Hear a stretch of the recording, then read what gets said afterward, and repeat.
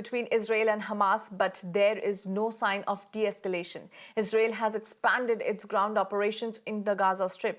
Israel has said that it is moving on to the next stage of the war and has warned civilians that Gaza is now a battlefield.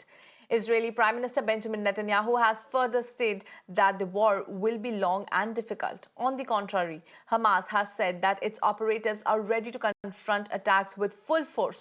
This comes even as the death toll in Gaza has surpassed 8,000, with 2.3 million residents struggling with basic supplies of food, water, and medicines. Civilians in Gaza has also been cut off from the outside world, with phone lines and internet shut down for most of the people. להילחם בעזה. אנחנו מתקדמים בשלבי המלחמה על פי תוכניות סדורות. צה"ל מרחיב בהדרגה את הפעילות הקרקעית שלו ברצועת עזה ואת היקף הכוחות. זה ייקח זמן, אנחנו נדע להתאים את עצמנו להתפתחויות כדי לעמוד במטרות המלחמה. Let's move on to some breaking news which is coming in amid the Israel-Gaza war. Israeli Prime Minister Benjamin Netanyahu met with the families of those abducted by Hamas on October 7th and promised that he would do everything possible for the release of the captives. His wife Sara also met with the families and expressed her support for them at this unbearable time. So this is the latest breaking that we are bringing to you right now amid the Israel-Hamas war. Israeli Prime Minister Benjamin Netanyahu met with the families of those abducted by Hamas on October 7th and promised that he would do everything possible for the release of all the captives. His wife Sara also met with the families and expressed her support for them at this unbearable time.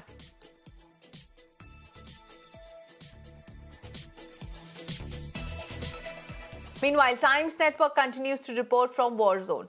Israel has intensified its offensive against Gaza. Take a look at this report.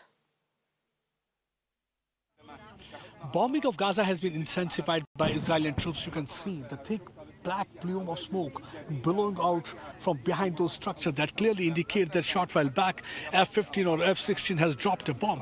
It's not only that there is an air raid being conducted, but besides this, we have seen that how the tanks have also opened mouths of their guns. They're also pounding shells in that area, because since yesterday we have seen a change in strategy. Earlier it was a major tactical move from the Israeli side, where they had been only continuing with the air raid, and for the last 2 days we have seen that there has been a limited ground assault, but now today they are trying to expand that ground assault from the northern region toward the southern region. As you can see, that black smoke has almost engulfed that area. After every 30 to 40 seconds, there one can hear the sound of explosion. Idea is basically they want to decimate, they want to demolish Hamas infrastructure, they want to demolish terror tunnel network, because they are pounding shells in such a manner, and area has been bombarded in such a manner because they want to demolish that. Right now also you can see the very heavy explosion, because after every 30 seconds there's a big explosion from Israeli side. And in the meantime, we also hear the sound of those light machine gun fire, also that staccato of gunfire, that light machine gun fire, and also heavy machine gun fire. There's every possibility while they're trying to enter. And you can, let me show you again. Look at this area where actually the smoke is billowing off. This area is Gaza. This is just Gaza, you can see. This is the place where actually the Hamas is holed up. This is the place where they have decided to demolish. This is the place where they decided to flatten. They've already asked the people to move. We have seen that the communication network has also been knocked out. Internet connectivity has also been knocked out, because they do not want any kind of mobilization of terror network. They do not want mobilization of the civilians. They do not want even the mobilization of the international opinion, because they feel whenever the Gaza is targeted, the news is being sent to different parts of the world, and after that there are protests, so they do not want that. That's what actually they are maintaining. That thunderous noise that grips the atmosphere all around. It's really, it breaks that eerie calm. Because earlier when we came out to this place, we used to hear sound after every 1 hour or 2 hours. But now you can look at the intensity of these explosions. After every 30 to 40 seconds, there's an explosion. Many times I am not even able to complete my line. And there is an explosion from their side. That means they do not want Hamas terrorists to even raise their head. They want to...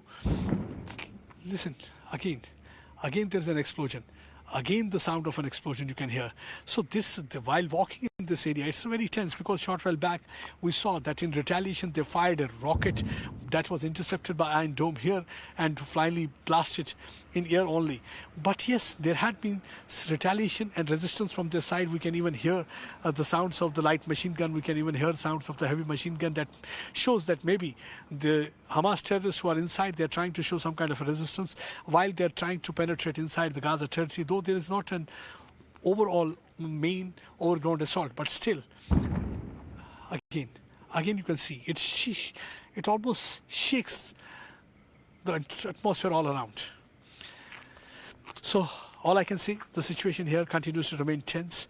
No signs of de-escalation.